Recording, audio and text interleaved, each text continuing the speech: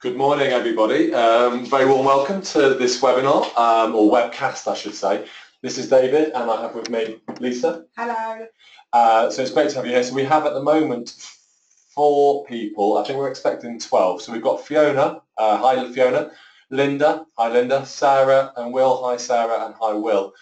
Now, if you have a microphone on your system, I can unmute you and you can ask questions, because I'm wanting to run this as a live webcast. So the way that I'm going to run it today is I'm going to do a bit of a presentation, try and answer some of the questions that I know have been coming through from a number of you about the franchising opportunity, but I'll also unmute you. So if you do want to ask me a question, you can do it that way. The alternative is on your screen you should see a console, and there's a box in there called questions. So if you have a question you'd like to ask Lisa or I, any specific questions in relation to franchising, then please do put your questions into the box. But like I say, I'm going to be able to unmute people so that you can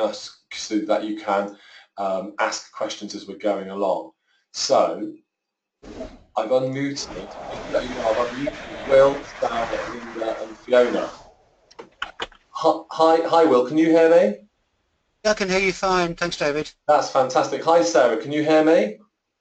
Hi, David. I don't know. Yeah, I can hear you fine. I can hear you loud and clear. Linda. Hi there, Linda.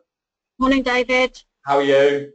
I'm good, thank you. That's fabulous. And finally, Fiona. Hi, Fiona. Hi, David. Yes, I'm fine. I can hear you. That's brilliant. And Effie, you're showing us not having a microphone installed. So there's another person on the webinar who's just joined us, Effie, who doesn't have the microphone. So what I'll do is I will keep you unmuted. If you don't want us to pick up any background noise, if you just mute yourselves at your ends. But like I say, at any time, if you have a question for Lisa and I in relation to any aspect of the franchising process, please do unmute yourself and fire away any questions. Like I say, if you prefer to do it in writing, feel free to put it into the questions box and we'll pick it up that way. And I know a couple of you have sent through questions as well, some of them very detailed. So firstly, what I want to say is thanks so much for your interest in the franchising opportunity. We've received 2 expressions of interest, well actually we've received 3 expressions of interest, but we're taking 2 of those forward now to the next stage. So we're already in serious conversations with 2 very interested parties about the next steps for becoming a TCM franchise, which is very, very exciting. So the purpose of this webcast really is to just run through the franchising again. I know a lot of you are familiar with it and you've read the prospectus. And like I say, for us to answer questions that you have, and I'm happy to try and get as technical as we can. Our franchise consultant, Mark, unfortunately can't join the webcast today, but Mark is available also to answer any specific questions. Now, if you look on your console as well, there's handouts. So you should be able to click and open 3 PDF documents. I'm going to send these to you after the webinar anyway, because I think they're useful. You've already got one of them, which is the franchise prospectus, but I thought I'd put it in there so we've all got it in front of us. You've also got my attempt to answer some of the questions, and so that's a 2-side A4 document called Common Questions Relating to Buying a Franchise. But I've also put in there the draft contract. And I know a number of you have had questions about contractual matters. And I thought, well, look, let's get the contract out there so you can see it and you can view it. Now, I'm no expert on contract law, but I'm more than happy to go through the detail. But Mark Harris, who drafted the franchise agreement, is available to answer questions and to take further questions. But it's there for you to see and to refer to throughout the course of this exercise. And I know that it will answer a number of the questions you have about the technical details of becoming a franchisee with TCM. So let's get started. I think we'll probably be about half an hour, maybe 40 minutes. And just to let you know, I'm recording this as well. So be aware I am recording the webinar. And the objective, I won't be putting it up onto YouTube or anything like that. But if someone does have further questions and is interested, then we'll send them a link to the webinar. So just to remind you again, the webinar is being recorded. Okay, so on that basis, hopefully we can all proceed. So, as you know, TCM is Total Conflict Management. That's what we stand for. And we're very much about driving effective, constructive, collaborative systems for resolving disputes into the heart of our clients' organisations. Now, that's specifically being focused around workplace disputes. And what I'm talking about there are grievance resolution, bullying allegations, team disputes, disputes in relation to performance management, boardroom disputes, anything that could create a dispute or tension between two or more parties in the workplace. TCM has been equipped for going in and dealing with those issues. However, over the recent past, probably the last couple of years, we've seen a real extension of the use of our mediation services. For many of you, you'll know that our passion is about proactive dispute resolution. So we work with a lot of organisations, big businesses, big Whitehall departments, and other organisations to embed systems and processes for resolving disputes effectively. So we work with the HR team, employee relations, occupational health, senior management teams. We look at HR policies, processes. We look at leadership behaviours. We look at the values. And then we look at how to embed a mediation-friendly culture where the organisation doesn't just graft mediation into the business or onto the business, it embeds it into the heart of the business. And we're getting real successes now.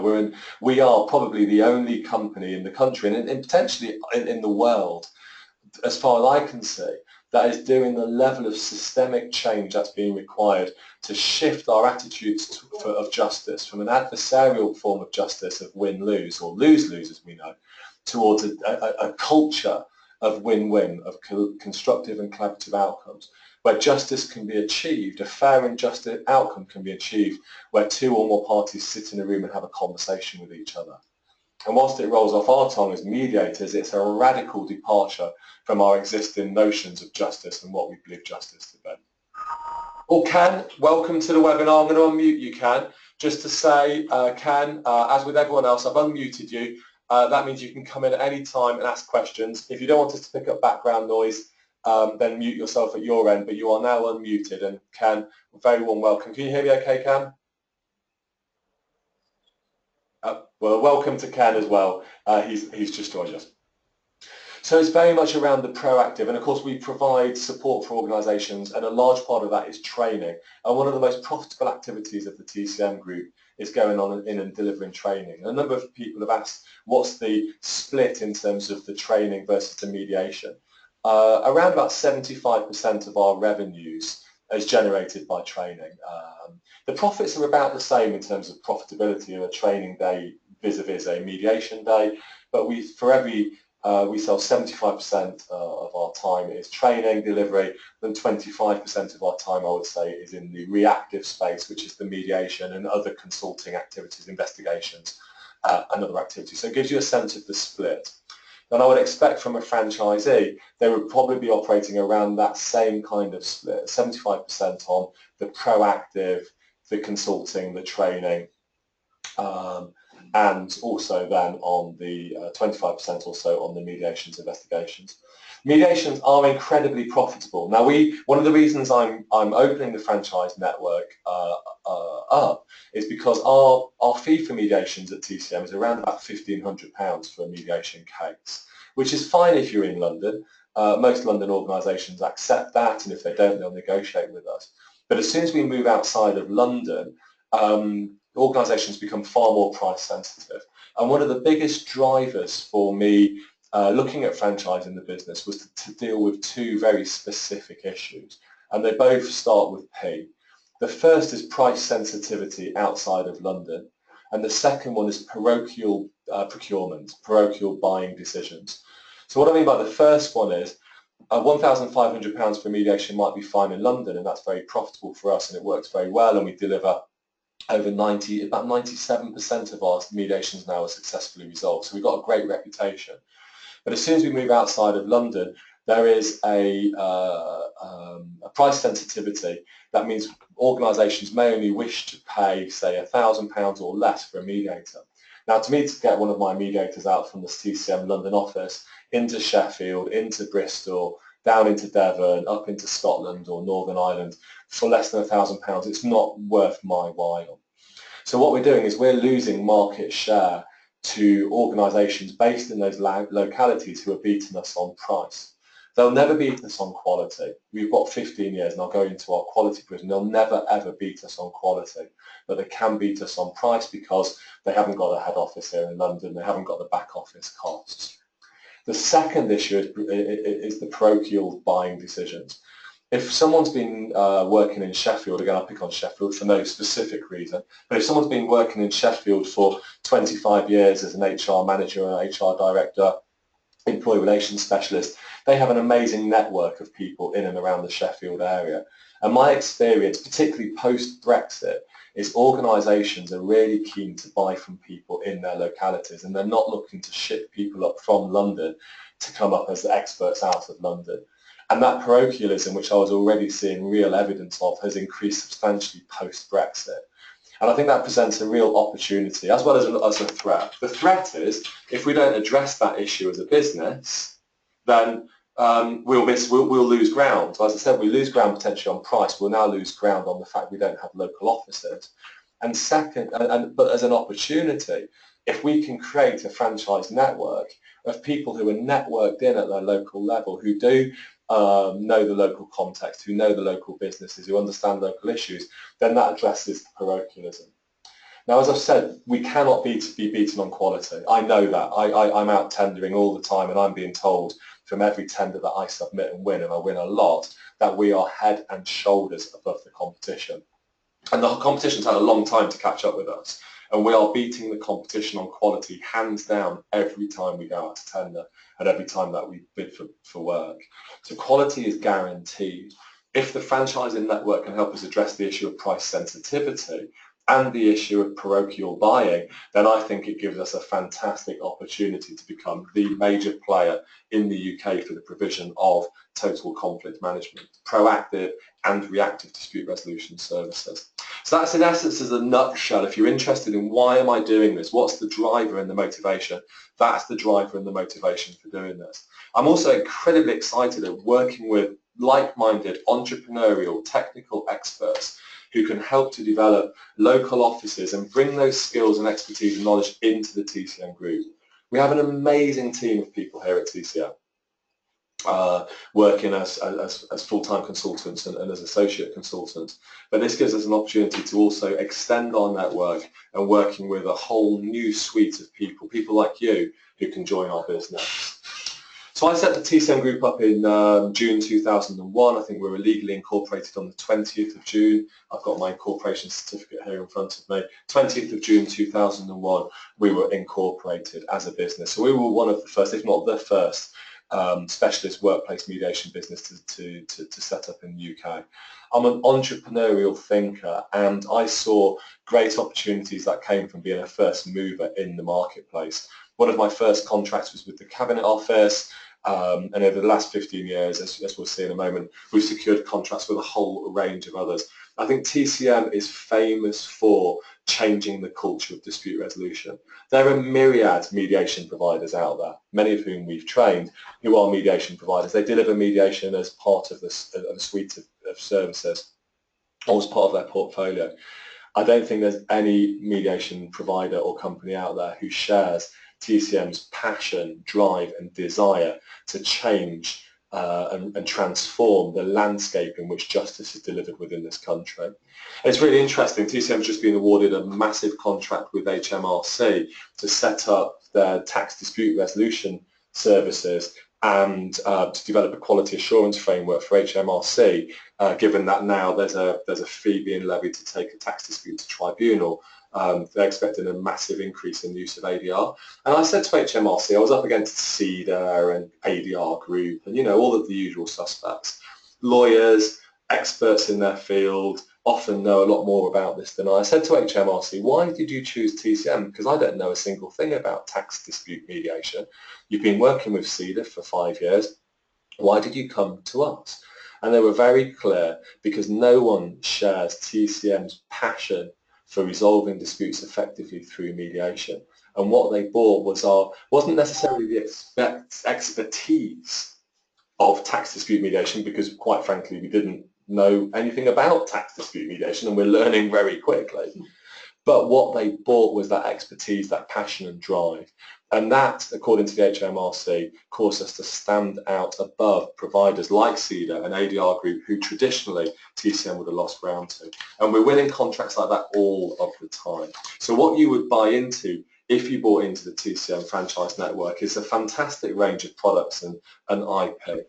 a fantastic array of services, 15 years of presence in the community, 15 years of recognition as being at the front line, but also now an increased recognition within government and industry. We've just secured a big contract with HSBC to support them move to Birmingham, and I was worried about losing that post-Brexit, as HSBC were looking at maybe taking their head office off UK, but they're not doing that. They're moving to Birmingham. We've been commissioned to train every single person in their HR team in mediation skills, and we've just been awarded the Metropolitan Police contract, Lisa, just the last couple of weeks, to train a team of mediators operating across the Metropolitan Police. And each of these organisations has come into the TCM group because of our expertise and our knowledge and our 15 years in the industry. And that's what you will become part of. I'm conscious a number of you are already out there consulting and mediating, and the question I think I've been asked is, well, why don't I just do it myself? And of course, it can be done yourself. I've done it myself, so it can be done, and there are other mediators out there who are doing it themselves. What you buy into being part of this network is a ready-made formula which works. You buy into a set of brand values which are recognised at a national and international level as being absolutely top of the game. And you buy into an organisation which is able to break into new ground and is driven by a CEO and others in the organisation who have a passion, a desire and a drive which is unmatched anywhere, I think, on an international level. So it provides a fast track for those of you who want to be, who want to be able to do this and don't want to wait 15 years before you can set up your own organisation and franchise yourselves out. We're ready to do this, I think, and hopefully that's been demonstrated in the documentation we've provided. You also know that the TCM group, as part of our proactive services, is breaking into whole new territories, and the big area for us is around leadership and management development. Now, whilst leadership and management development is still in its developmental stages and doesn't form part of the franchising structure at the moment, one of the things that I think is a real benefit to franchises is you also buy into a hotbed of innovation within the TCM group. And there's a number of products, and I mentioned leadership and management because it's so important. And so behind the scenes, we are developing our Leaders 2020 programme. We've been commissioned to run it across a large housing association, and we're just in the process of designing a programme for a large international recruitment consultancy. We're expecting to see this rolled out in a number of organisations over the next 12 months. And after we've tested it and run it for a period of time, that offer will also become part of the franchise package. So what you also get is an innovative centre, constantly developing, constantly thinking about how it can promote and better drive this culture of collaborative and constructive dispute resolution. Final point on that as well, the Professional Mediators Association. Hopefully you're all active members of the PMA. If you're not, then obviously, as you'll know, it's free, so don't hesitate to join the PMA as an associate member. But we've also introduced a number of other elements of the PMA. I'm working closely with the Open College Network to develop a diploma in mediation, which will be an international standard in mediation, and that will only be able to be delivered by PMA centres of excellence. There will be a direct link between the PMA, Professional Mediators Association, and the Open College Network, in so much as only the PMA will be able to endorse trainers to deliver the international diploma in mediation. And so what we're also doing is, by building the relationship with the PMA and supporting the work of the PMA, and in essence dovetailing the TCM group and the PMA together, we're again driving up standards and creating opportunities for franchisees and others and members of the PMA to stand out and deliver highly profitable services. I'll talk about profitability soon. This is all great if you're passionate, but I suppose one of the questions is it profitable? We'll come to that in due course. So that's a little bit about TCM. Here's some of our, this is just some of our most recent customers. This is just going back over a few months. As you may know, we've been running the Royal Mail's Industrial Relations Mediation team, and that secondment ended yesterday. So we've been having someone in Royal Mail for 2 years. And our statistic with Royal Mail is, when we started working with Royal Mail Group, they were losing a day a week. I met with Moya Green, the chief executive. She was very disparaging of ACAS. You just have to look at the junior doctors' disputes, risen its head again. Shows that the the efficacy of ACAS industrial relations is woefully inadequate. Southern, no one's looking at the role that ACAS are playing, and the fact that a solution which was allegedly achieved between the junior doctors and the government, the DMA and the government, falling apart, for me is important. I remember Moya Green said to me, David, who are these ACAS lightweights, in her Canadian voice. So we beat ACAS to that, and in the time 2 years, they've lost half a day to one wildcat strike. Wow. In 2 years to one wildcat strike. When we started mediating, they were losing 1 day a week. In bullying and harassment cases, in the first year, we were doing over 30%, 33% of bullying and harassment cases in Royal Mail Group, and we were achieving 100% success rates. That dropped off a little bit on a couple of safeguarding issues, but we absolutely, it was amazing, the services that we provided in Royal Mail. And like I said, we're onboarding big customers now who are really focused on creating this culture, and you could be part of that, and we would work with you to support taking what we've been doing into the industries in your local area, identifying who they are. Now, one of the interesting things you might have flagged from this, and again, feel free to come in with questions, none of these reflect small businesses. Yeah. And one of the challenges in TCM is we don't talk to small business owners. We don't talk to anyone really unless they've got about 1,000 or more employees.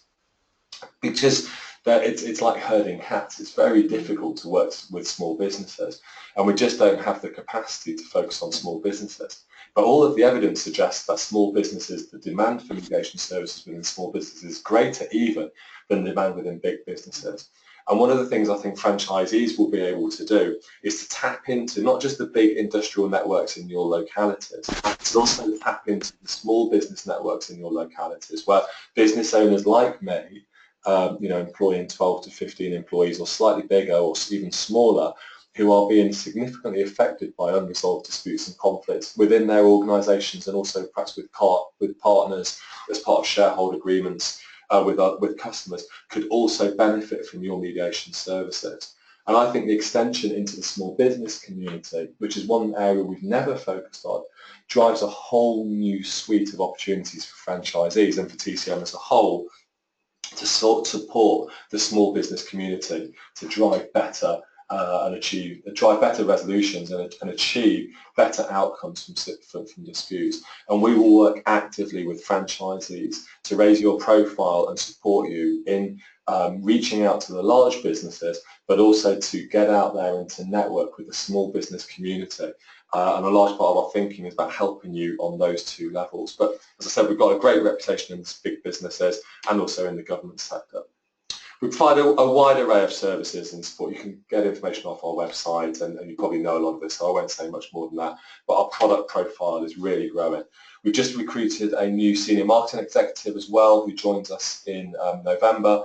So I am investing heavily, October, and I'm investing heavily in the marketing effort and activity that will underpin the franchisees. And part of the recruitment of the senior marketing person has been very specifically what will she do to support the franchise network. So I'm now building a capacity in the business, including Lisa, who's with us today, including Mark, the franchise consultant, but also now my senior marketing role to specifically support franchisees. And I know that's a question some of you have had. How will this actually work in practice?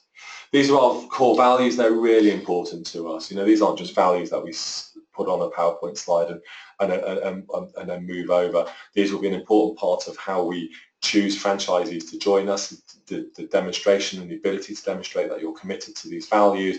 We use it in our recruitment processes, in our appraisal processes. We use it when we're out pitching to clients. We want to make sure we're working with clients who meet our values and who are open to adopting and adapting our values into their organisations. Believe it or not, we are actually starting to get a little bit picky about who we work with. And if they're not able to demonstrate this, then we will say to them, you aren't in a good place. We need to do some restorative work with you. We will do audits, we'll do diagnostics. But we are saying to more and more organisations where we don't think they're ready, you are not ready yet to create a mediation-friendly culture. We'll help them to get there, but we're taking a far more assertive position now in terms of how we onboard customers. Hi Beth, welcome. Let me just unmute you. Beth, how are you? So you've got Beth. Guys. This is Beth from Boston, Massachusetts. Beth, how are you? Oh, good. How are you? The sun is coming up here. Oh, it's fantastic. We've got a nice sunny day here as well. So, Beth, it's fantastic to have you here. So just to say as well, as the interest in the franchising network, we've got a number of people from the UK here, Beth, but you and I are talking behind the scenes about supporting the development of a TCM office in Boston, and that's something that's happening behind the scenes. So I'm delighted you've joined us here today, and and for getting up early. And one of the things, of course, about the franchising and TCM is we aren't bound by international boundaries. We've got great international opportunities, and I'm having similar conversations with someone in Lithuania at the moment as well. So there are great opportunities internationally as well as here in the UK. So welcome, Beth. Good. Well, thank you. It's my pleasure. I mean, TCM, the practices and approaches that you have are universal, and I don't see any reason why we can't expand. And as you know, my personal market here is a small business, so the tie-in is good. Even though my previous experience is Fortune 100 companies, I've begun to reach out to the small businesses, biotech, and earlier this week I just did a mediation in the aerospace industry, which was really cool. Wow. And to your point, that you don't need to be the topic expert. In fact, that can be an asset if you're not. Absolutely right, absolutely right. And of course, you run the round table group, which is a very innovative piece of work. So, Beth, it's great to have you here. Thanks for those those positive words. It's and I've unmuted you, Beth, just to let you know, so you can come in if you've got any questions. Like everybody on the webcast now, if you've got any questions or you want to interrupt me at any point or ask anything, feel free to do so. If you don't want us to pick up the background noise, if you mute yourself at your end. And just to say to those of you who joined us late, this webinar is being recorded. It won't be put out for public consumption, but we will share the link with anyone who's interested in the future. And for those of you who've just joined us, there are some handouts on the console in front of you, some PDF documents, of which I think one is particularly valuable. Well, they're all valuable, but the Q&A document which I produced, I think, would answer some of your questions. But the actual franchise agreement is the draft contract that we would enter into with the franchisee, and that's in front of you there as well to access if you're so interested. So, David, it's Ken. Hi, Ken. Yes, sorry to butt in. I'm pinging a few little questions on the little icon at the top. Are you getting those through? I am now because I've just opened it, Ken. Yeah, I don't want to keep butting in. So if you get a chance to answer those in due course, then that'll be appreciated. Fantastic. So the Wales one's is actually the University of West of England. So that's just gone out, Ken. Now I think it wasn't quite, but we're definitely going to go for that one. Oh, nice one. Do you get many requests for training mediation outside of London, you asked? Absolutely. We are all over the place. So I've actually got one of my mediators out in Wales, and I've got no one in the office at the moment. We are all over the place at the moment. So we get requests we're mediating in Wales today. Ilchester. Where's Ilchester? I don't know. Ilchester. Somerset. Essex. Essex. I should know that. I live in Essex. I've only just moved, so sorry, Essex. Thanks, Gav. Yeah, we've got quite September. They're away. Yeah. They're hardly here. And And I think very few are London. I think there's one assignment that's London. What will happen is we will, as we set up the franchisees in a particular territory, and I'll come to the sort of territory development. I know Linda and others, you have questions about how we'll develop the territories, and some of you are right on the cusp of 3 or 4 different regions. So we'll come to that in a moment. But what will happen is as the franchisees come online, my hope is to have 3 by this Christmas and a further 10 to 15 by next Christmas 2017. Ultimately, what I envisage happening within 2 years of setting it up is that we will have around 20 active franchises.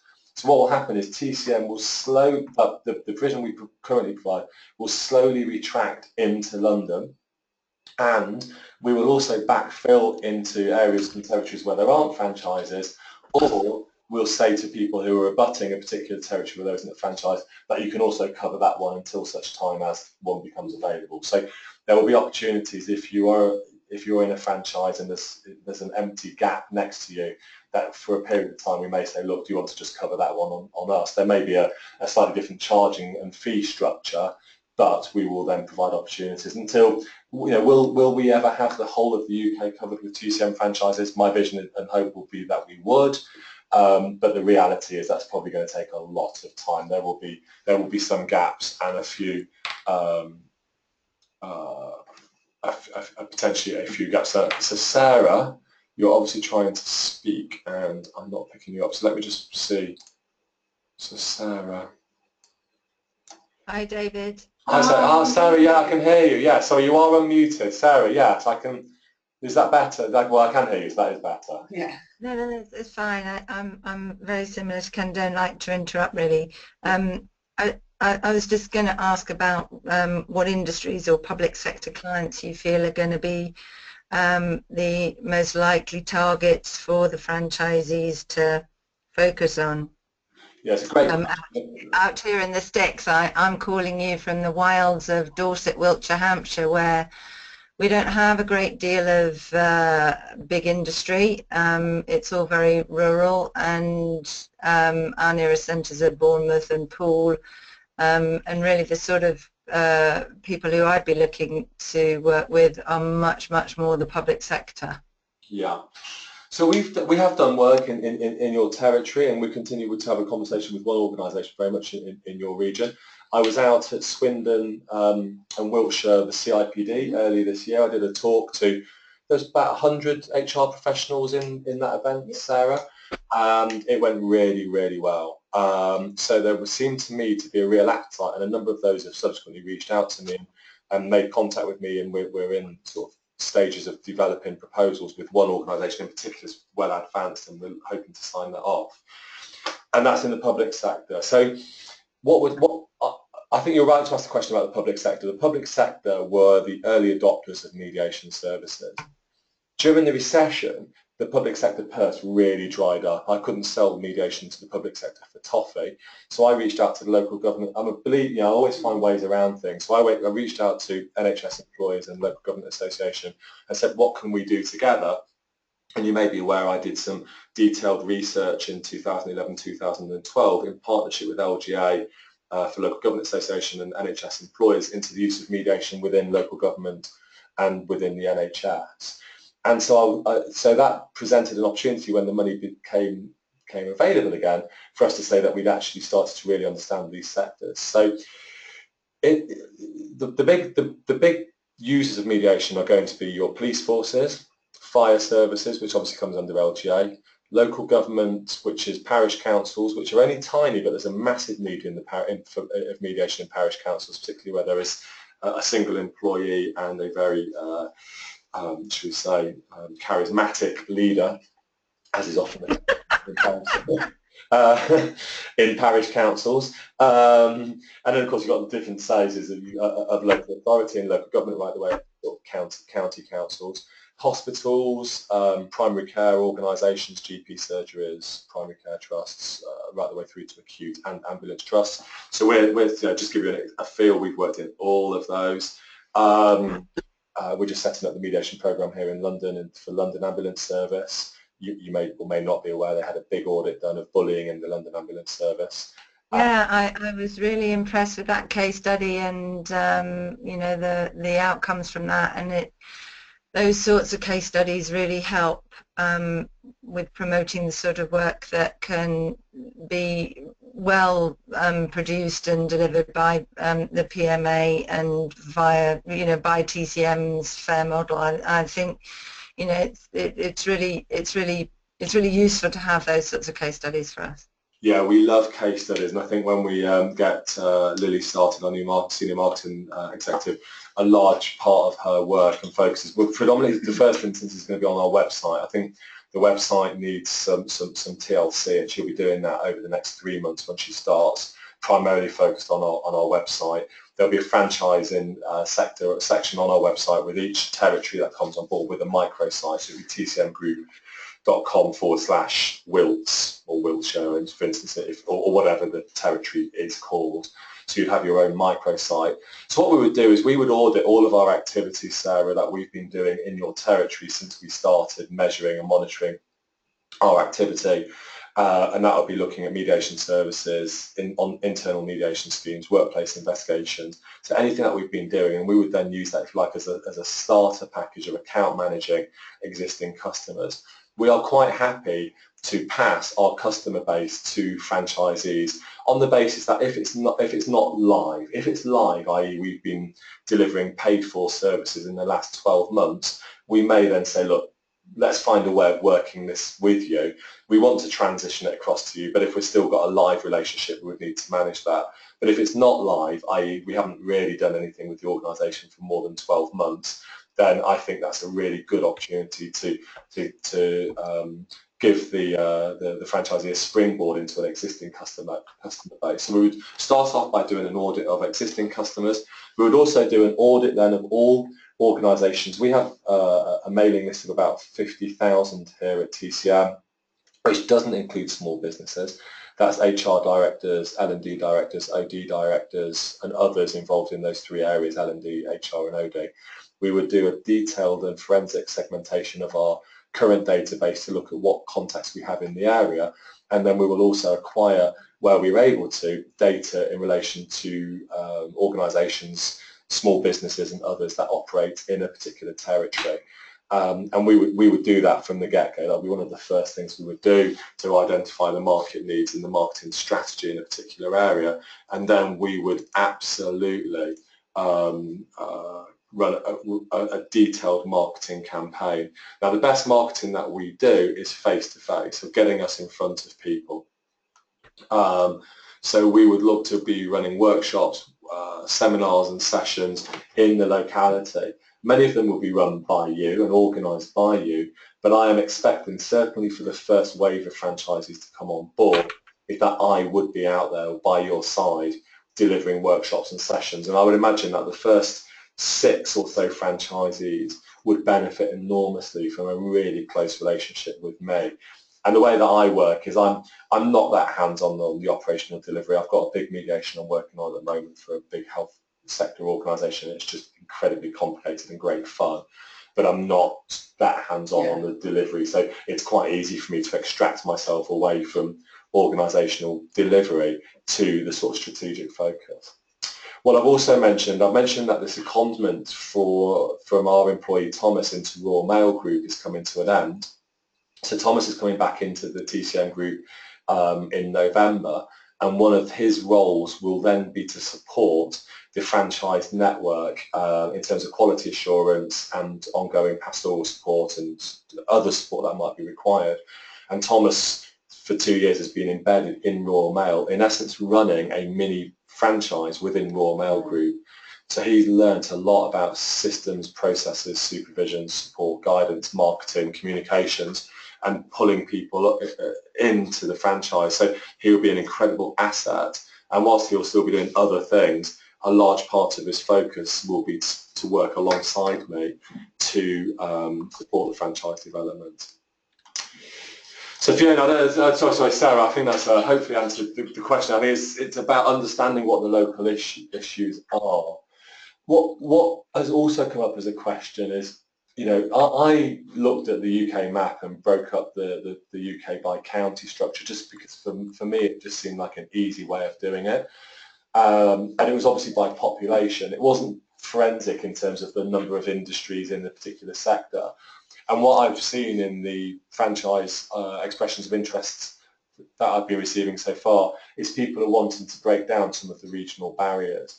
So if you have a particular territory that you're interested in your locality, that doesn't stay within the boundaries of the county boundary setup, then I'm really open to receiving a expression of interest for a territory that works for you based on your assessment of need. And if that doesn't operate within the county framework, then I'm happy to move away from the county framework. I realised that was probably an easy way for me to structure the franchising to start with, but it's not necessarily the most effective way of structuring the territory for you as a franchisee. So if you have a... that's really helpful, David, because Wiltshire, I mean, it's just Wiltshire wouldn't work. Yeah, beautiful county, but like I say, it's quite rural, and that, you know, you probably haven't got, I don't even know what urban conurbations there are in Wiltshire. Well, just Swindon. I mean, you have Swindon, that's it really, and Bath, you know, a bit. But yeah, you know, in terms, I'm really pleased to hear that. That sounds terribly sensible, because, yeah, for those of us who are down in this part of the world, yeah, we don't have Leeds or Birmingham or Sheffield or anything like that, and so having a much wider catchment is one of the questions I was going to ask, so thank you for answering that one. No, you're very welcome. I think it's in my interest, as well as the franchisees' interests, to be as flexible and adaptable as possible. Certainly for the first wave of franchisees coming in, you know, clearly we've not done this before, so I want to work with people who are able to yeah, who can bring their skills and expertise in, and I don't want to limit that by regional areas. You know, in phase 2, as we start to onboard others, then we may need to be a little bit more restrictive, and clearly, you know, if an area is already taken, then any new franchises can't operate in that area, so they will be restricted by virtue of existing franchisees who've already got a territory. So I certainly see opportunities for flexibility and adaptability in the first phase of new franchisees, in a way that might become a bit more limited as we're bringing in others in years or months to come. So let me have a look at some of these other questions. So Fiona and Ken, you have asked a number of questions. These are really helpful, thank you. So let me just go through. Oh, hang on, Linda, let me just look. You appear to be muted. Oh, Linda, apologies. You are muted at my end. Hi, Linda, can you hear me? I can. I've been hearing you, but I've not been able to interrupt, but that's fine. So, yeah, my initial question that I've just put through there is about medical mediation. So medical mediation, there's the extent of work we've done in medical mediation is really around patient complaints, the kind of stuff that would come through a PALS team in an acute trust, less so on medical negligence, although that is a growing area and one that is of particular interest. So what we're saying to franchisees is, if you have a particular interest in mediation within medical cases, or indeed in regulatory environments, so you may know we provide the mediation and ADR provision for the HCPC, the Health and Care Professional Council. So we would see opportunities for franchisees to come in and expand our area of operation. So is it an area, Linda, that you're working in already? Well, I'm in the NHS, David, as I think you know, but recently working at Guy's and St Thomas's, and I know they had one of your competitors in there doing medical mediation, and I spoke to some of my colleagues. They were being trained at the time, and I said, so what's the difference then between medical mediation and any other mediation? Which of course, you know, there won't be too much different. It's just perhaps a little bit more emotional. So it was just a query really, and associated with Sarah's question about, you know, getting into public sector organisations. There's obviously a number of hospitals in the southeast of England and in many areas where, you know, that's a potential opportunity as well. So I've not actually done any, but it's an opportunity. It is. Linda, I can answer a lot questions if you've got technical ones. I used to be an NHS complaints officer, so. Yeah, and I understand, you know, the whole PALS procedure and how that all works. I previously worked for the London Ambulance Service and had good connections with our complaints investigation team, and having worked with the police, you know, similar sort of connections there. So I understand how the process works, but it's just about, as I say, opening up those opportunities really. I think one of the points I'd really like to raise here is my head sometimes spins off my shoulders with the amount of opportunities there are for taking mediation out. And if you were listening to Radio 4, as I was up fairly early this morning listening to the Today programme, so I haven't read the report, but my understanding is the report has been published today around the extensive use of restorative justice within the criminal justice system. If you look at the rise and growth of ADR and mediation provision in the UK, it is absolutely massive. And one of the limitations, I think, from having a London base, albeit that I am an incredibly innovative and creative and energetic person, there is only so much that we can do. And I think the franchise network, even the conversation that happened just there on this webinar, presents a great opportunity for us all to grow and to develop the use of ADR. So whilst the TCM group, if you like, the centre, will present the framework and if you like, Will, you talked about the uniformity of the training, mediation, delivery. So we will provide the operations manual on, in essence, this is how to do it. But at no point will we limit the scope of local provision. And what we would ask franchisees to do as part of the franchise network, in essence the family, if you like, if you want to use that phrase, is then to say, okay, well, could this be being done in other franchises? And my genuine hope is that the franchisees become part of a community. I know some franchises, the franchisor, i.e. the major organisation, which would be TCM here, does everything it can actively to keep its franchisees apart and doesn't want them speaking to each other. And I hope that I would demonstrate from the TCM group that I would take a completely opposite view, that I would be looking to create networking, benchmarking and sharing of best practice across the franchise network. And even running my instinct to run this as a webcast for half a dozen or a dozen people who are interested and have this open mic session is a genuine desire to allow these conversations to happen. Yeah. And I don't use the word no very much in my vocabulary. If someone approaches me and says, David, I think this could work, my approach would be, is there a business case? Is there a sufficient evidence that it's worthwhile? Yeah. How would we make it work? Is there any risk? And if broadly speaking, on balance, it looks like a good idea, I'm generally going to be saying, look, give it a go. What can I do to support it? How can we make it work? And then if it works, is how can we replicate this across the network? So whilst to answer the specific question, do we do medical negligence cases or other types of mediation specialists, then perhaps not. Are we open to working with franchisees to do it? Absolutely we are. I hope that answers the question. I hope that answers that question and reassures you a little. Yeah, no, that's fine. It's just about, as I say, just covering it off really. Yeah, so you asked another question there, Fiona. So what happens if we win in new clients within our TCM franchise and wish to sell parallel services, example coaching, under a separate company? No, I don't think that would be allowable. Now I need to just check that with the franchise consultant, but that would, I think, would be tricky in terms of if you've got two companies running, then in essence moving a client from a TCM company, which is the franchise, into another coaching business, I think would be difficult, if I'm honest with you, Fiona. We would look at that because that's one of the expressions of interest I've got is from an existing HR company who already have 5 employees. So they already have provision to deliver HR consulting. So they are, this question is going to come up in terms of ownership of clients. But I think in terms of protecting the client and the relationship with the client, we would have some boundaries in relation to movement between them. But we would look at ways of working in a way where there is an opportunity to share, and in essence support each other, because obviously we provide coaching, but it's a small part of our business. It underpins our leadership program.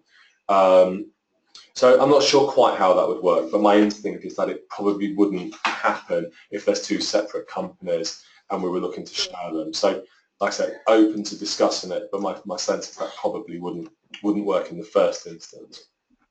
The reason I asked that actually, David, is because obviously if I was to open a franchise in my area where I already have clients and I'm building clients as a coach, yeah, and for example, obviously I would hope this wouldn't be the case, it wasn't successful, yeah, I would want to continue working with those clients that I put effort into. And obviously if it was possible to, let's say for example the coaching example, yeah, and we won business through TCM as a franchise, if I was then to see opportunity to deliver coaching, I would hope to be able to do that, but perhaps that would have to be delivered under the TCM franchise. And I suppose there I would wonder what the commission arrangements would be, because if it was my product, for example, that I developed, would I have to pay the same level of commission? I'm scratching my head a little bit on that one, if I'm honest with you. Thanks for the question. I think it's a great question, and no doubt I'm going to get asked that more. I'm not going to give an off-the-cuff answer to that question. I need to go away and think about that. But we'll take that question to Mark. There are ways and means. I mean, Mark, our franchise consultant, has created many of these, and he will have come up against that particular point, I'm sure. So, look, we recognise that people who come into the franchise will have existing networks that they've developed and products and services that they have expertise in above and beyond mediation. I think the short answer, like I said, I don't want to shoot from the hip in terms of that specific issue because I need to go and explore it. But the short answer is we want people to be dedicated to the TCM franchise. I think to make it work, it is going to be a full-time role. And I think it will be difficult, in my view, to if I have two businesses running at the same time and then invest the amount of time it needs to work. If it was about moving that coaching under the sort of TCM franchise, and you were looking at how would we commission that, would it be a different payment, and would we, if it didn't work, could we then ring fence your customers and say, look, if in the event it didn't work, which obviously we would hope it didn't, but in the event it didn't work, then then absolutely you can carry on working with these customers. I'm sure we can do that. It would just be a case of having a fairly open book approach to the onboarding, a very honest dialogue, and saying, look, who do you already work with in the locality to provide coaching services? And then we would have a list of those.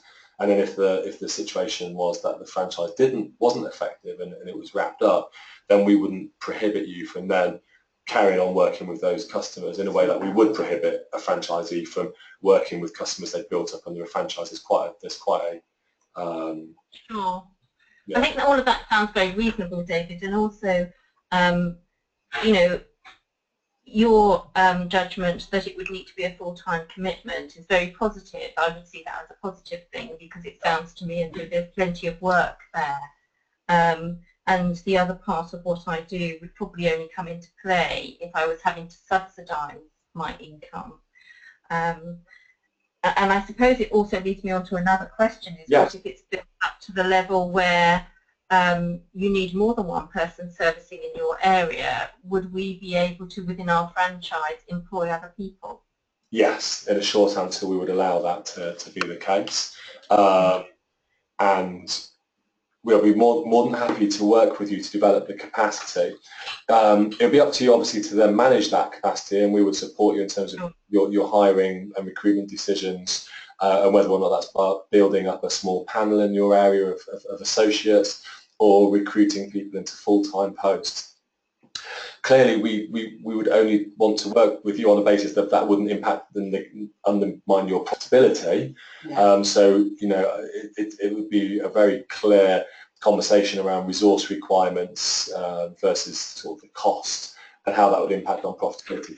We want franchises to be profitable, and I know how easy it is to grow a business based on perception of future growth, and I've learned over 15 years of running a business is to be very grounded and focus on what's actually coming through my door today and grow my business based on that rather than my perception of future growth. But that's not to say that I don't have a clear vision for the future as well about how I want to grow the business. So we would work with you, but we would ask some pretty critical questions before you brought on extra resources, because the law of unintended consequences does start to play out there, and there's managerial issues, there's day-to-day operational issues, and there's obviously issues in relation to the cost and the impact on profitability. But if they can be overcome, then we are very flexible. We're certainly not saying that's not possible. Absolutely, and also the model I would be thinking about there is associates. Okay, well, and it makes it easier because you can clearly work out what the cost is for the associate, what your cost of sale is, and it's easy to do a profitability analysis, and we do that, and we have all the formulas. So that's in some respects, it's an easier model if I'm honest with you. And like I say, we would ask critical questions. Are you ready for it? And is there any way of driving a lean and more efficient business so that you don't need to outsource as much? But clearly, if the demand is there and it's so great, then that's a fantastic thing, and we'll be very excited about that. Excellent. Thanks, David. So, no, you're welcome. So these are great questions. There's lots of questions coming through. So would you be prepared to match up people who want to take the franchise if they don't feel they have the necessary skills? I think it depends on from that particular question what the skills gaps were. Just in terms of, perhaps that taps into the training that I will provide for the franchisees. If this is a good time, I can talk about the support we will provide for you. So I know a number of you are TCM trained, so you're trained in our National Certificate in Workplace Mediation, and you have that qualification. If you're not, we will provide training free of charge once a franchisee is set up. So if you aren't a trained and accredited TCM mediator, we will do that free of charge for you, just to get you. I'm not going to keep that offer going forever, but just in terms of the first suite of people, we'll put you through the NatCert, our National Certificate Programme, for free, just to get you up to the same standard. So if any of you are thinking, I either don't have a qualification or I have one from another organisation, then that we can do that. However, a lot of the other organisations' training is good. Every franchisee that we work with will join us in London for a 2-day induction and familiarisation programme. That will be for a minimum of a cohort of size of 2.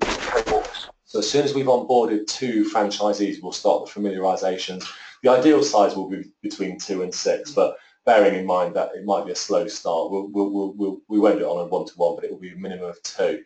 That will be 2 days here, and what we will do is we'll go through the operations manual and teach you everything about setting up and running a business. I will also come out and support you on site and spend a lot of time doing one-to-one coaching and mentoring on site, and in fairness, I'll spend as long as is needed at your locality to support you to do that. And Thomas, our Principal Resolution Consultant from Royal Mail, will also support that. We'll also run for you a 4-day Train the Trainer programme for free.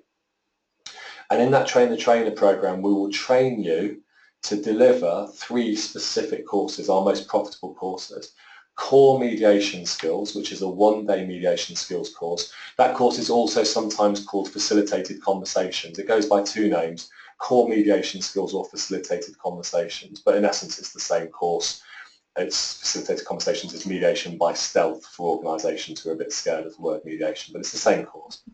That we're training to deliver that course. We're training to deliver our 2-day course called Practical Mediation Skills. That course is 2 days, I've mentioned, and that's delivered generally to ER teams, HR, unions and more senior managers. That's training them to mediate in Stage 1 and Stage 2 grievances, bullying cases. It's not in areas of discrimination or more serious bullying. And we'll also train you to deliver the National Certificate in Workplace Mediation. Now that's where the real money is. So we deliver the National Certificate of Mediation. You will then be accredited or trained to deliver that course in your locality. Just to give you some figures on the National Certificate in Workplace Mediation. If it's run on an open access basis, we charge £1,995. Now, occasionally we run discounts and special offers, but we generally will fill a course between 8 to 12 delegates at £1,995. But let me take a figure, an average figure of £1,500 per delegate for a national certificate, and that will be cheap, so that will be selling it cheap. And if you had, say, 10 delegates, you'd generate £15,000. So that's the revenue that you would receive. Now there's going to be a payment automatically to TCM, which is the commission payment to TCM. It depends how much you buy in for, but somewhere between 10 and 20% will be payable to TCM. So that's automatically going to be deducted from the £15,000. So you're looking at somewhere between £1,500 and £3,000. There's the venue costs. Now we are getting better, and we would encourage you to find local venues like universities or hospitals who are willing to provide a venue on a contra deal. And there are always contra deals to be done. So you might find that you can get a venue for low cost, but let's assume that you're paying between £3,000 to £5,000 for the venue. So that's an additional cost. You're looking at £100 per delegate for Open College Network fees, give or take. So reduce, so again, take £1,000 out for the Open College Network cost. So £1,000 for Open College Network, let's say £5,000 to the venue, lunches and refreshments. To be fair, that's our cost in London, though. It might be it might well be, yeah, it might well be cheaper. So you're generally going to be looking at creating a profitability around about £5,000 to £8,000, maybe more. Maybe more. I'm trying to be about 10,000. about 10,000. If their costs are not as high as ours for venues. Yeah. Now, if you run that course, we run that course on a monthly basis in London, and we have run it around the country. But if you were to run that course 2 or 3 times a year, that gives you an indication of the kind of revenue stream and the kind of profitability you get from a single product. And we are famous for that particular course. We're also introducing a 3rd module to the course, the Certificate in Professional Practice or Certificate in Professional Mediation Practice. And once the delegates have completed the National Certificate plus this new module, they will then receive the International Diploma in Mediation, which, as I've mentioned, can only be delivered by PMA-approved Centres of Excellence.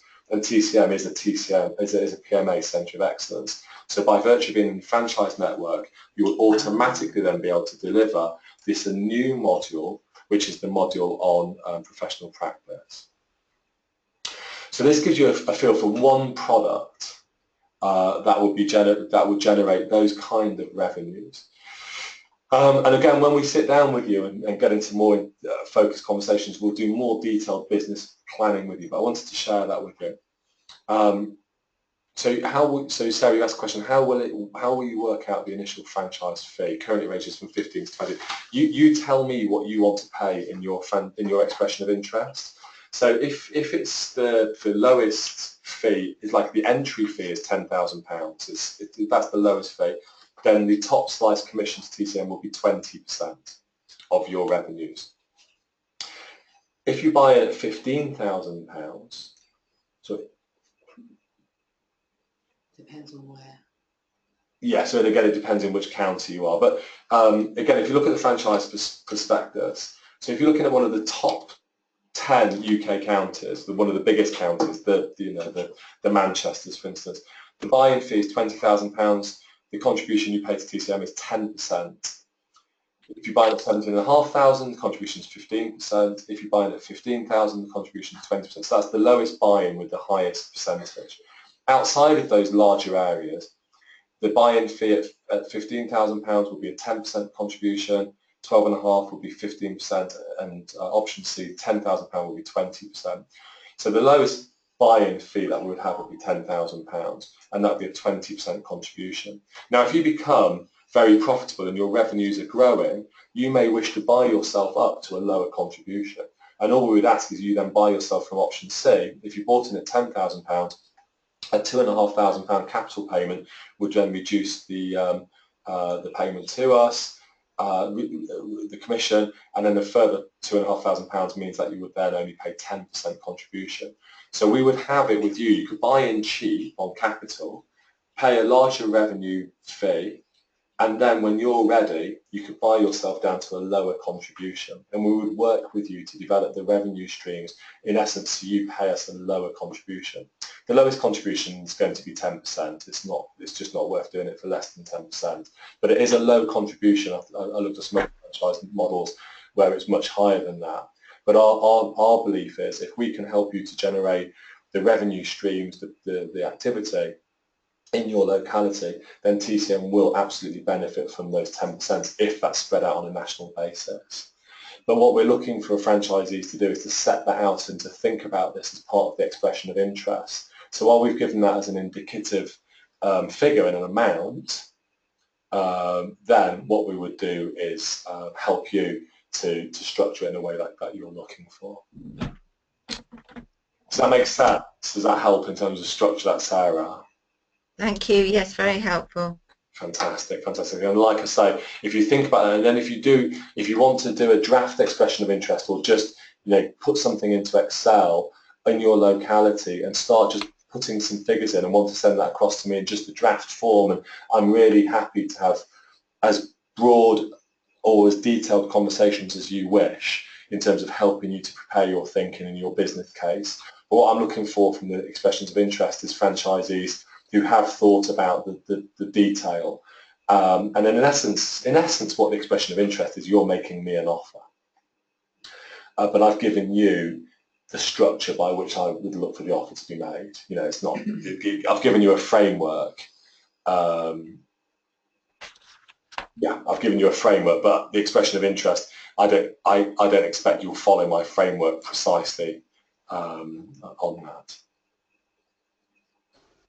So there's a couple of questions there that come in. So is commission taken off the top, or is net associated? No, it's taken off the top. So it's the total revenue. So before you've deducted anything else, Beth, the commission is payable to TCM. So it's the gross revenues that we're taking off.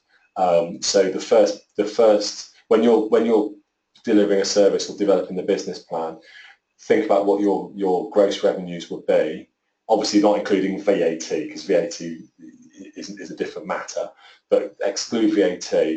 The gross revenues is the total revenues, and then TCM's percentage will be from the total revenue. So we would be the first expenditure on your list of expenditure on income expenditure. So you've got your gross income, which says 1995 for a training course. You then deduct immediately the commission to TCM and then your other costs. We wouldn't come out after net. Yes, so exactly. So gross sales less 10 to 20%. Exactly. Thanks for your precision, Beth. That's exactly right. Okay, so let me carry on. I think I'm conscious that we've gone over we're into an hour of the conversation, but I hope it's useful. And like I said, I'm more than happy to answer any questions. So these are the services that we're offering to get started for franchisees. So two-party mediation services, team facilitation, and team conferencing. So obviously we'll teach you.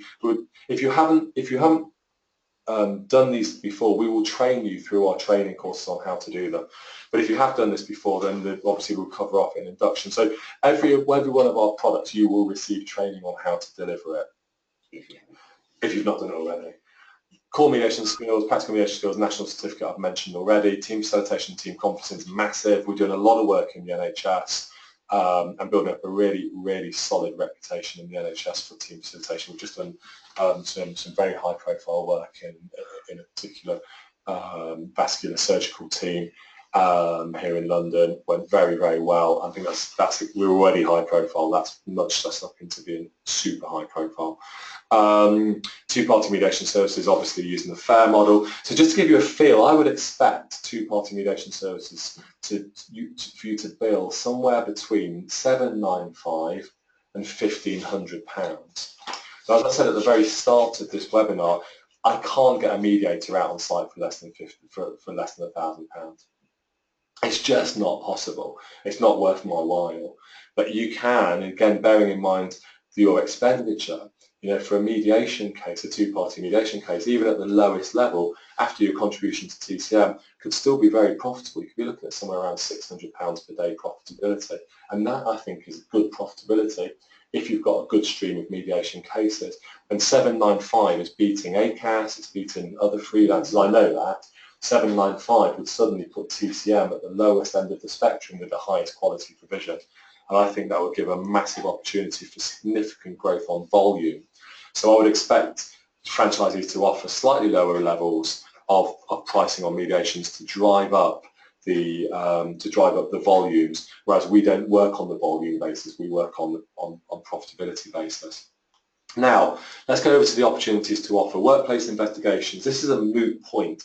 For those of you who are already workplace investigators, you will know there is an enormous amount of money to be made in workplace investigations. They are complicated. You're generally contracting for between 5 and 10 days. They're a different skill set and a different mindset to mediation. I'm going to be honest with you. I'm not a natural investigator. I find the administration and the report writing slightly tedious. It's not my bag. But for some people, I know they absolutely love it. And when we do investigations at TCM, we do them incredibly well. We do complex investigations. I would be very open to having the first tranche of you who comes in. If you wanted to include workplace investigations, I will add that for free. Now, some of these opportunities will be sold to franchisees. So when you're ready, we will say, okay, you can do this next product or that next product, and there will be a fee to buy in. But what I will offer is workplace investigations in the first tranche for free. So you would take our entire investigations portfolio, our template documentation, all of our materials, and I will also offer practical investigation skills, which is a 1 or 2 day course, into the skills training. So David, can I ask, yes. please, Linda here, Hi, Linda. just about the standards. I mean, you've just described running a basic investigation training course, but outside of that, what are the standards, the quality standards that you aspire to in relation to workplace investigations? Because there is a variety of quality out there. So I'm just interested in how you would measure that standard. Sure. Well, TCM, you may be aware, TCM launched the National Quality Standards Framework for Workplace Investigators 4 or 5 years ago. So when we go out to client organisations, the first thing we do is we benchmark their documents and their practice against a baseline measure which I created, because I saw woeful practice in terms of investigations. So it's covering off all of your basics. You're developing the terms of reference, the investigation setup, management, the report writing, drafting.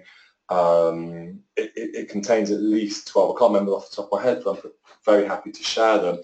So we've developed the quality standards. So when we win pitches for, again, NHS trusts or local authorities or whoever to go in and deliver investigations, they buy into our quality standards.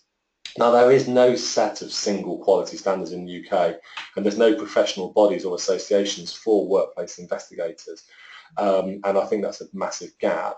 So there is the market is, I know it's a very open marketplace. It's also quite a competitive marketplace. The biggest issue I face with clients is price sensitivity.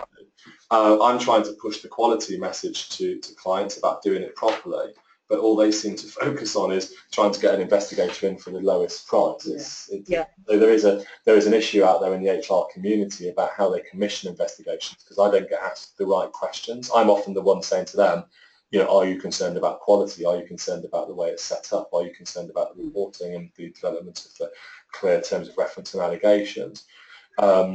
So I do think the HR community and if you like, the commissioning community need some education, if I'm honest with you, but we do it well, and we do work in complex cases. So that's how we work, Okay. and that's what we offer to the franchisees. And it's like I said, there's loads of stuff that we offer. Our resolution audits, so you've probably come across the term bullying audits or bullying harassment audits, or we run what we call resolution audits, and we're working with a number of organisations, I won't go into all of the detail, to run these resolution audits, and we're aligning them to the BS 11000 collaboration standard as well. So we're working with organisations to do a deep dive into collaborative business processes within their organisations. So we can go into an organisation and do an audit in terms of bullying, employee engagement, employee well-being, productivity. You know, those are the 4 tracks that we focus predominantly, but we also look at collaborative business processes aligned to the BS 11000 standard. And that resolution audit, we've been working at a very high level in some really, really big organisations to deliver those. And we will then transition that after a while to franchisees who are ready. And what it does is it allows us to gather primary data relating to the needs of our customer base. So rather than us waiting for a customer to go onto our website or to pick up the phone saying, I've got a problem, we are commissioned to do the resolution audit. We tell them what the issues are. We then work with the organisation to structure the remedy, to systematise that and embed it into their business. And then the work flows through to us. And as you may know, TCM launched in 2013 our model resolution policy. So aligned to the resolution audit is the model resolution policy. So once an organisation has undertaken a resolution audit to assess need, we've then developed a pool of HR policies and processes, all of which create the need for mediation. The objective then is it creates the funnel. So we define the funnel that then creates, if you like, the demand for our services. So the organisation's identified the need. They've also created a new HR policy framework that's deeply embedded, mediation is deeply embedded into that framework. The new problem for the organisation is where do I go for my mediation support services and training? Well, TCM's been my key partner so far. We will carry on our relationship with TCM. So we're using evidence and research and audit as a key stage in building relationships. Now that won't come straight out to franchises because it's quite complex and it's quite developmental, but we would expect to be passing those kind of services to franchisees so that you're not just waiting for the phone to ring. You know there's going to be a problem in an organisation in your territory before they do, and you are on hand to solve it before they even know they need a solution. And that's where we want to get to. That's where I'm taking the business. So yeah, that would come across. The internal mediation scheme setup, we've set up schemes in Marks and Spencer's, Transport for London, so we've developed a portfolio of documentation and support for organisations. Again, it would be something we would transition across. We'll just work with you on how best to do this on a case-by-case basis. So I just wanted to mention these are opportunities that are out there, and then we offer a full portfolio of short courses. And then in the first instance, it would start with the mediation-focused courses, but we run, one of our more popular courses, Confident Conversations, Tackling Bullying in the Workplace, our suite of leadership stuff, performance, coaching, all of these training courses over a period of time, again, will transition across. So my objective is within 3 years of setting up a franchise is you would be a mirror image of everything that we're doing here in the London office, and then whatever else you bring based on local needs. So you mirror us and then extend what we do. But I don't think that's going to happen overnight. I see that as a 3-year journey. And we're very keen to work with companies, with people on that basis. This isn't a short-term project, it's a long-term project. Does anyone have any questions about that side of things? Any thoughts? Well, feel free to come in. So at least 3 years to become seasoned. Yes, Ken, at least 3 years to become seasoned, absolutely. So this is the map of the UK. Like I say, this is it's for guidance really. I mean, I had to find some way of carving the country up, and it was the best way I could come up with Mark's help at the time. Don't feel constrained by this. That's my request. And if you're thinking actually I'd like to cover off another territory that isn't in here, then put the proposal out there. The worst that could happen is I would say no, which is probably very highly unlikely. What we'll do is we'd sit down and work it through. So whilst it gives us a bit of structure to focus on, and it's a fairly obvious structure, don't feel constrained by this structure. But I think I probably said that already. So massive benefits. I don't want to sort of overly sell this. They're here. They're fairly straightforward. They're in the franchise prospectus. Number 7's interesting. So I'm out talking. I think I'm actually in Devon and Cornwall at some point. Yep, October. I'm talking at I'm in Staffordshire. I've just been in Swindon. I was up in Chester at the CIPD. So I'm out talking at branch networks of the CIPD, and we've spent about 18 months. It's been quite laborious, but spent 18 months getting into the branch networks of the CIPD, and Lisa has been fantastic at getting me out there. We're also looking at developing that with the Chartered Management Institute and the Institute of Leadership and Management. I spoke at an ILM webinar the other day. It was fantastic, and they wrote a great review of that. But we're also now reaching out to every professional association, trade body and union in the UK to again increase the number of organisations that we're going out and talking to. Now clearly if you are in a franchisee in a particular area, that's going to be a collaborative approach. But just to let you know, behind the scenes, we are doing a very, very thorough national development programme, tapping into networks that are already in existence. So by coming into TCM, you would then tap into that work, and clearly if we have a franchisee in a particular territory in Cornwall, we would focus in particular in Cornwall or wherever it happens to be. But we're already doing that. So when you come in, you're slotting into it.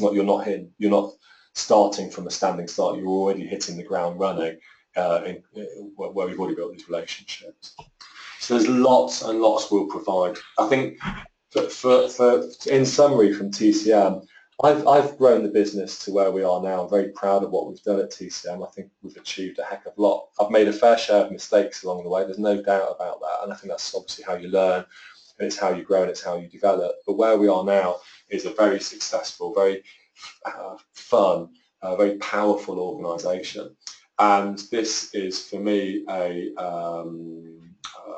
opportunity to grow the business, and this is my strategic priority. I think it's fair to say. I mean, at least you all know I've spent a lot of time over the last 6 months thinking and talking about franchising. I see franchising now as my key strategic priority. So I think certainly, again, those first early adopters, the first few that come on, are just going to get an enormous amount of support from me. Obviously, as I start to get spread more thin, I'll have to delegate more of it to Thomas. But in the first 12 months, you know, I have no qualms. I have a young family. I've got 3 young children. My wife's about to finish her maternity leave, going back to work in the NHS at a sort of executive level in October. So I have those commitments. I live in Essex, although I didn't know where Ilchester was. I live in North Essex. I can be in London. I can be anywhere in the country. I'm used to travelling around the country, so I'd expect to be out and about on your site, working with you as a key partner, as much or as little as you need me to. So that's a little bit about it. You've asked a couple of questions there. So you've got a question, would franchisees have access to TCM's national network of mediators? Absolutely. We have some great mediators working out across the UK. Associates, and of course some of the associates are looking at joining the franchise network, which is absolutely fabulous. But yes, if there's an associate in a particular area, they would automatically be aligned to you. So if it was in Essex, let's pick Essex, and we've got an associate working in Essex, then they would immediately be put in touch with the franchise and come under the auspices of the franchise. It's up to you how much you use them. Linda, you've asked about the time frames. Well, like I said, we've received 2 serious expressions of interest, I would say, now that we are moving forward on. Obviously, now the summer's coming to an end, which is a shame. Then we'll start moving those forward quickly. It's when you're ready, if I'm honest with you. But I want to get things moving forward fairly quickly. Like I said, we spent a lot of time talking about it. I'm very keen to move things forward as quickly as possible, but that's not to rush you or anyone else. It needs to be done at your pace as well. So I think let's keep talking. Oh, Linda, you've been muted again. Oh, you have been muted. No, I don't. My machine just maybe wants to keep muting you for some reason. And apologies, I've unmuted you now. I don't know what. I'm back again. Sorry, it's picking on you for some reason. Yeah, so that's the time frame. Now, Fiona, you referenced me back to a question you asked earlier. Sorry, Fiona, let me go to your first question. So what happens at the end of the franchise period? Well, at the end of the franchise period, you can conclude the franchise, or we can agree to continue the franchise, and it will just continue as a continuation of the contract. That is covered off in the franchise agreement. So that's the franchise agreement you've got there does cover off the franchise period. You may also wish to sell the franchise. You know, you can sell the franchise on to another franchisee. There's provision for you to do that. So we're looking for people to have a long-term goal, but your goal may also to create a profitable franchise that you can sell to someone else. Obviously, we would be very involved in that process to ensure it's all done properly and we get the right people in. But in essence, it's your business. So you know, you would set up your own limited company. You would have the franchise agreement with us to deliver TCM's services, goods and services through the franchise agreement, but it'd be your own company. So you know, you would run it how you want to run it. And obviously, our hope is, as successful franchisees, is that you would want to continue it because you would be making lots of money, and so will we. And we would want to carry on. But if you're not comfortable and not happy with it, then yes, we don't want people to come out halfway through the franchise, and obviously there are penalties for doing that. So you know, be aware of that and go through the franchise agreement. That will give you more information. I'm more than happy to get into some of the detail on that on a one-to-one basis. But you know, if you're willing to give it a good go, you've thought about it, we've thought about it, then you know, there's every reason it can make it work. And yeah, that's it really. That's great, thanks, David. And I think that my particular concern was, would you have to pay, you know, your 20,000 again? But it sounds as though you're saying you just continue on your contribution rate. Yes, there would. Yes, there would. I mean, I'm certainly not expecting organisations to invest a large capital investment each time they renew it. So no, there's no investment in that level. So there are, just to kind of go into costs, actually, as you've mentioned it. So the only additional cost that there is for a franchise, so what the capital investment buys is the opportunity and the products.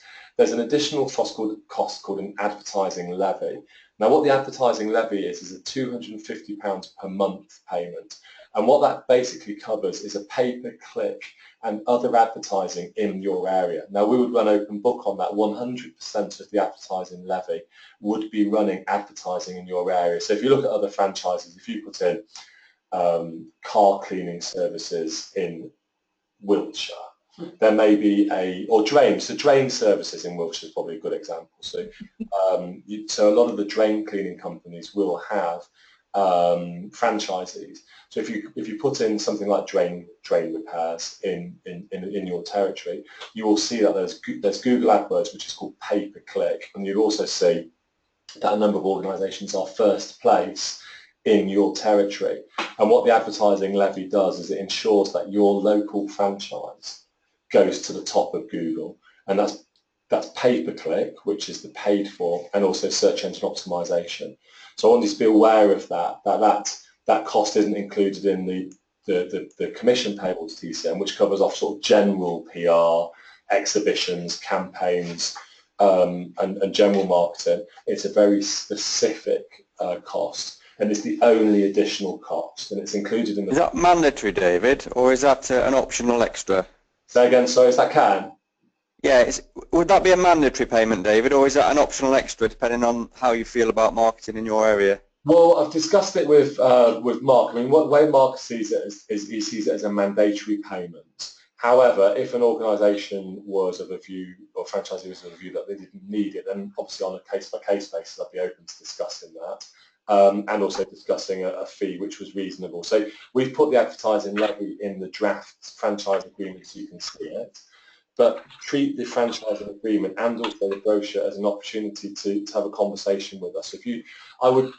I would be a little bit concerned about saying that there's no need, because I can run pay-per-click through. So pay-per-click, if you've ever done a pay-per-click campaign, or if you set up your own business and do pay-per-click, the investment into Google to get good ranking into Google is easily £250 to £500. I used to pay £1,000 to £1,500 a month on pay-per-click, just so that if you put in the words mediation or mediation training, you found me. So pay-per-click is expensive. Now, if you wanted to have mediation training in Essex, again picking on Essex, you would want people to find you. And the TCM's advertising budget would not be able to then get to that level of locality-based advertising.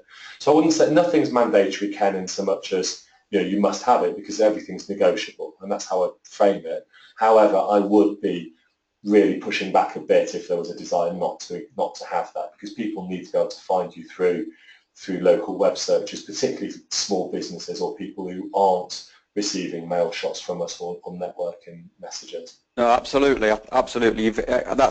It makes a lot of sense, and I understand exactly where you're coming from. The only reason for the question was, as a sort of, when you're finding your feet initially, having that $250 a month as a sort of regular payment until you're generating income it's not a worry, but it's an additional thing you have to factor in. So that's the only reason I mentioned it.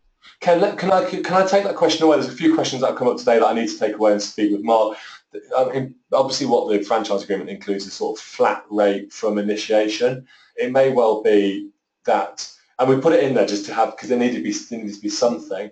There may well be another way of offering that, which would be to start at a particular point and say, look, we'll have a £50 pay-per-click. Because obviously, if you get a phone call on a Monday from a pay-per-click advertising campaign you set up at the weekend, and you sell a mediation for enormous profit, then you've got a massive return on investment.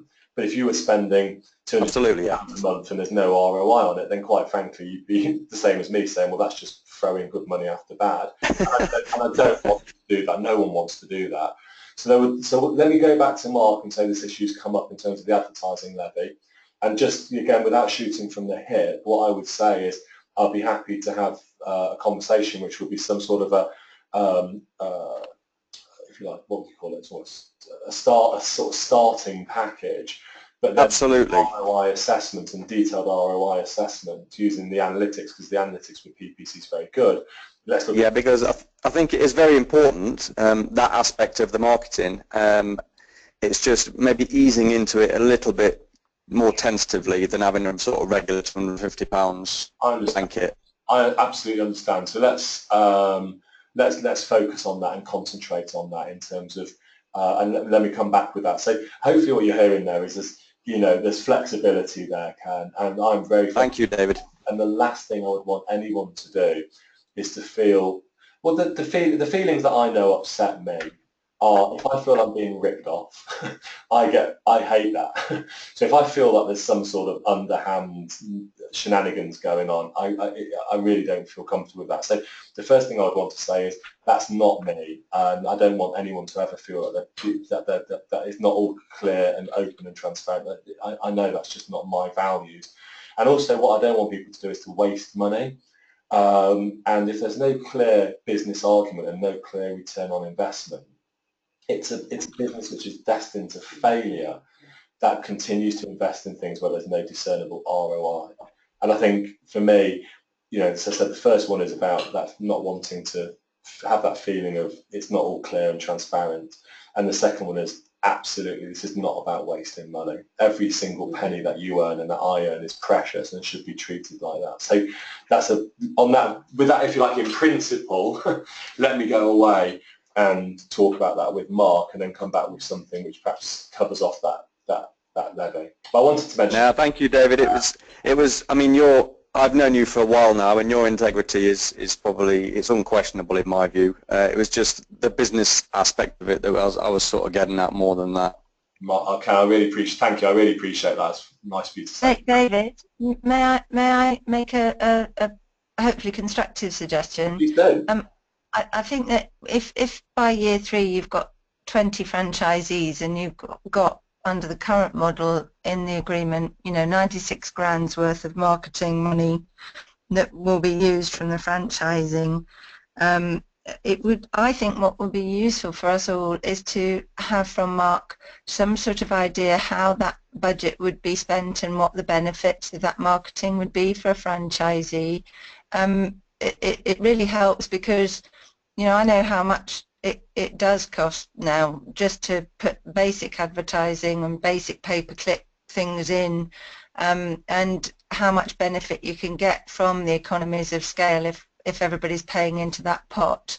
So as a franchisee, I would really welcome the fact that I was putting in in the first year £4,800, but I would want to know, particularly because regionally advertising is quite important, how it would be spent. Do you know what I mean? Because that would just be really helpful to have some idea, and how flexible it would be to meet individual needs. Advertising in Leeds or marketing in Leeds is as I say, very different to marketing around Swindon, Wiltshire, rural, where I live.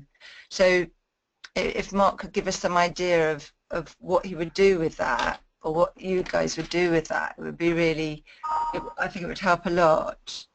No, I think that's a very, very constructive question. I think I absolutely can hear that, and I think I would be asking the same questions if I was there. So leave it with me to come back in terms of that particular issue, in terms of the levy on advertising, and hopefully come back with something that reassures you in terms of how we would manage that. And what I would also look to do is to have a ROI indicator in there. I think if it's generating a return on investment, if you spend, if it's £20,000 and it's generating £200,000, it's money well spent. But if it's £20 and it's doing nothing, then it's money wasted. So we need to look absolutely at the ROI. And so what I'll do is I'll look at the structuring of the advertising levy to reassure you in terms of how it's structured. I'll look at how it's spent to reassure you how it's spent. But I'll also look at how we do ROI measuring to ensure that it's not just throwing good money after bad, and that we put some break clauses into the whole thing to ensure that the advertising levy isn't just, we're just not carrying on regardless. if we're just everyone's wasting their money. So I would also look at having some substantive review and break periods where we can say, look, is this working? But it's a long-term period. It takes time to build up a profile, so there is a cost. There is going to be a cost for it, but hopefully I can go away and do some work behind the scenes now and come back with something which looks and feels as comfortable as I can make it. Yeah, basically something I would buy. Would I buy it? I suppose that's my acid test. Would I buy it? I'm a fairly discerning buyer. Good, okay, so we probably need to come to an end. It's 12:05. Wow. Hopefully I've covered off all the questions. Beth, you've asked a couple of other questions. I think, Beth, if we talk offline, because I think that the US arrangement is going to be slightly different, I think, to the UK model anyway. I think the language tends to be more around licensing than franchising. So we'll have more conversations, and I'm looking forward to my visit over to Boston. So I know you've asked a couple of other questions, but if we pick those ones up, and have another conversation. But what I'd like to say is, for now, I'm sure there's more questions. I'm sure there are, but feel free to email me across. Some of you have done already, of course. I will try and respond to them. If I can't, then I'll try and point you in the direction that you can. Lisa's learning curve is extremely steep on this. Lisa will be working with Mark's team to develop the operations manual over the coming weeks and months. So that'll be ready. Mark is fantastic. I found him to be one of the best consultants I've ever had supporting me. He's absolutely fantastic. So he couldn't join us today, but no doubt he'll listen to the webinar and take the questions on board.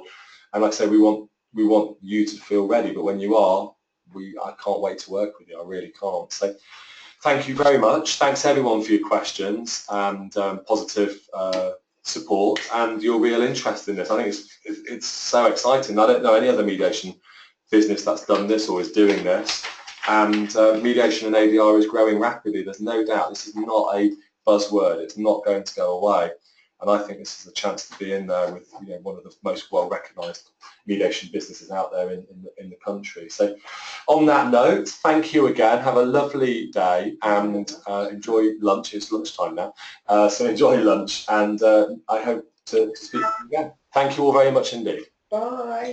Thanks, David. Bye-bye. Thank you all. Bye. Bye.